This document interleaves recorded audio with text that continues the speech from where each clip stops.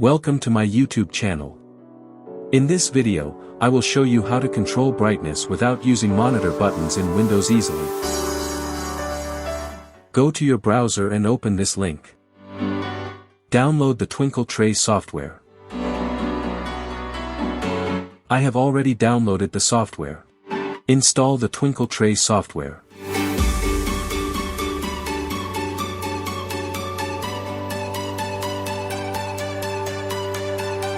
You will see Twinkle Tray in the system tray. Click to open Twinkle Tray.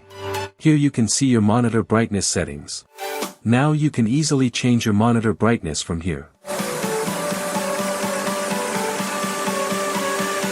That's it. Enjoy. I hope you enjoyed this video.